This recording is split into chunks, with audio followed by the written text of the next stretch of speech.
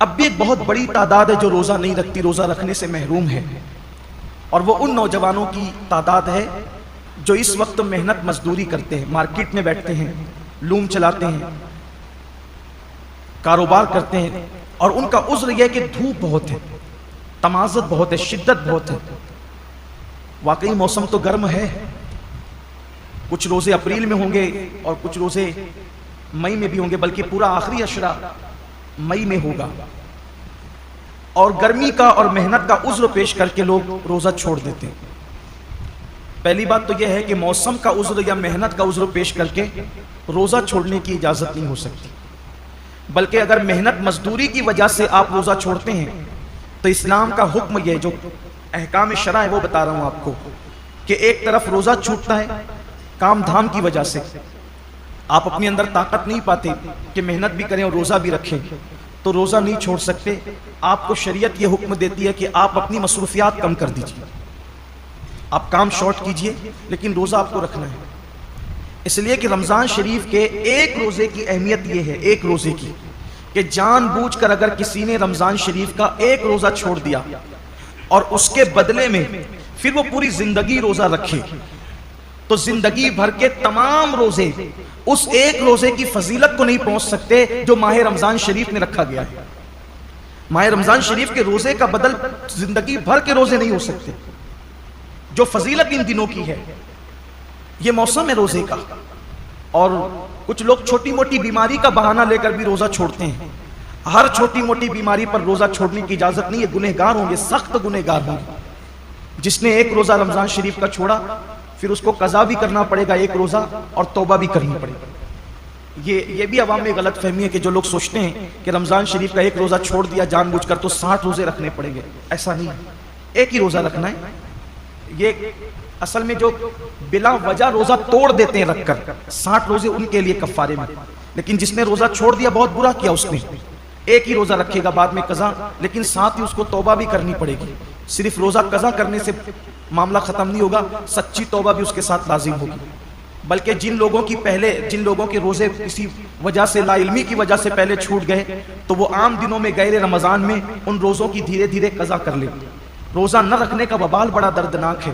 اللہ کے رسول صلی اللہ علیہ وآلہ وسلم فرماتے ہیں کہ میں نے جب شب معراج جہنم کا مشاہدہ کیا تو میں نے دیکھا کہ کچھ لوگوں کے جبڑوں کو آگ کی کینچی سے کاٹا جا رہا ہے۔ میں نے پوچھا جبریل یہ کون لوگ ہیں؟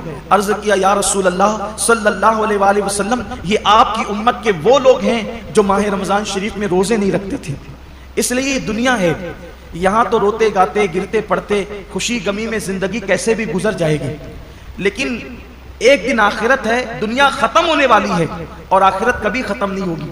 آج عمل کر سکتے ہیں، اس کی اہمیت کا اندازہ نہیں ہے، جب اس عمل کا صلہ ملے گا اور عمل نہ کرنے پر سزا ملے گی تب انسان پچھتائے گا کہ کاش میں نے اس کا فائدہ اٹھا کر زندگی کا کچھ نیکیاں اکٹھا کر لی ہوتی، کچھ عمل کر لیا ہوتا۔ بلکہ مرنے والے اللہ کی بارگاہ میں منت کرتے ہیں کہ میرے اللہ ہمیں صرف 2 رکعت دنیا میں جا کر پڑھنے کی اجازت دے دے، لیکن ارشاد ہوتا ہے بندے جب ہم نے تجھے موقع دیا تھا اس وقت تو نے اس سے فائدہ نہیں اٹھایا، اب زندگی ختم ہو گئی ہے، اب دوبارہ کسی کو دنیا میں نہیں بھیجا جائے گا۔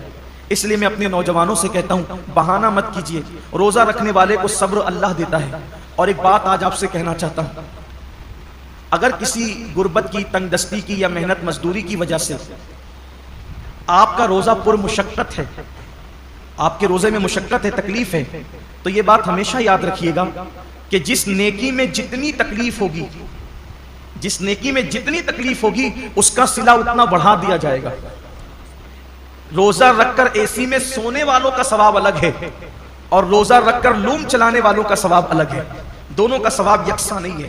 روزہ رکھ کر کے اے سی میں آفسوں میں بیٹھنے والوں کا اجر الگ ہے اور روزہ رکھ کر کے دھوپ میں مارکیٹ میں بیٹھنے والوں کا اجر الگ ہے۔ وجہ کیا ہے؟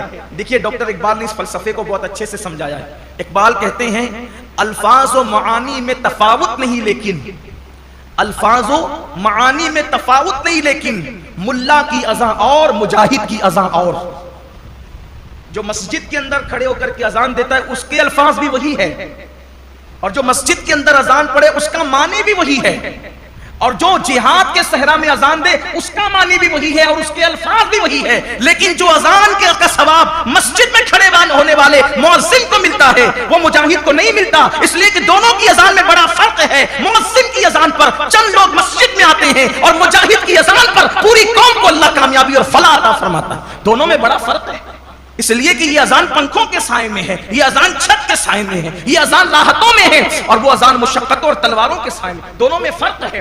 تو اسی طریقے سے اقبال کی فکر سے روشنی لے کر کہہ رہا ہوں، اور حدیث پاک کہ جس نیکی میں جتنی مشقت اور تکلیف ہوگی اس کا صلہ اتنا بڑھا دیا جائے گا.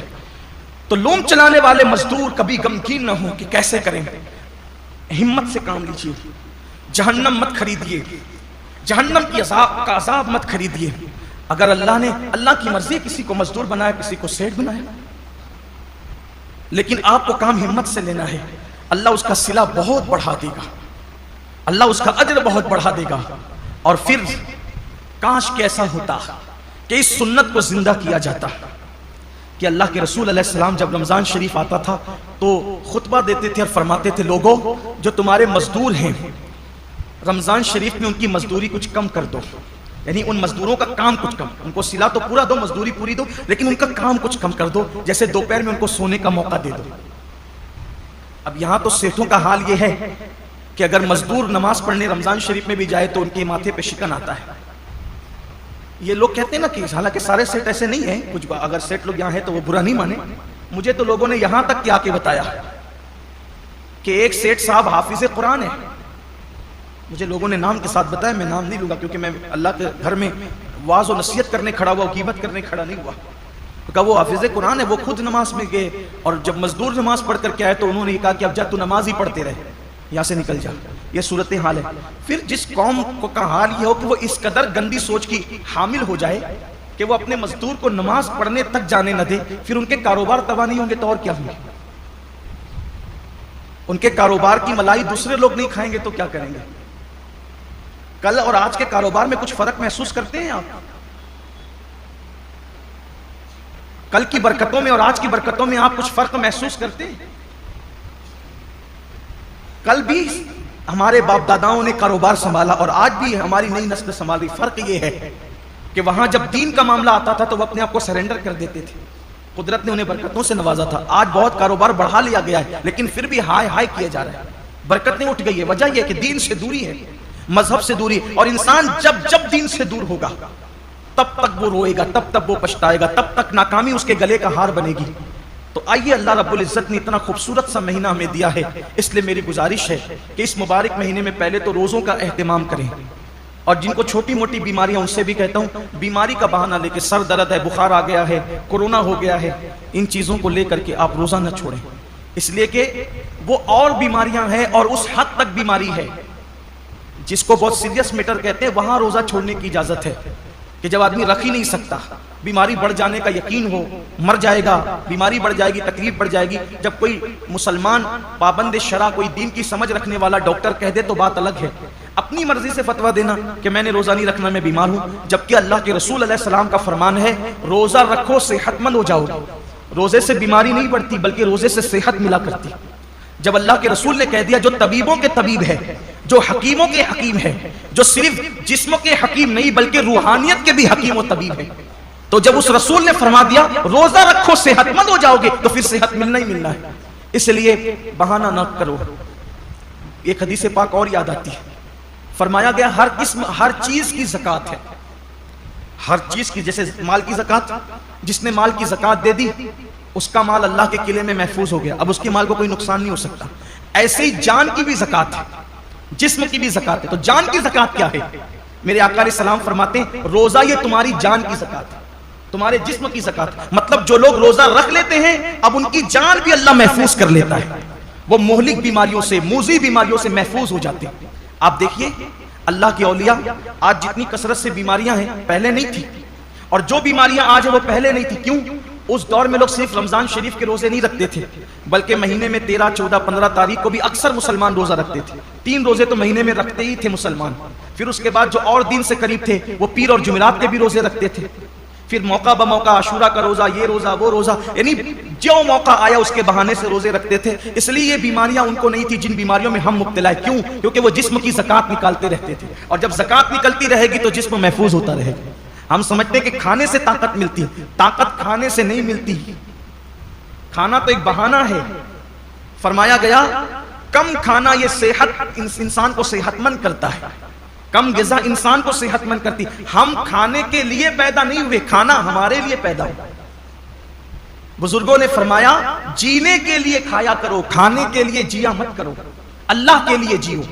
یہ انسان کی سوچ اور فکر ہونا چاہیے. تو پہلی چیز یہ ہے روزہ رکھیے، روزے کا اہتمام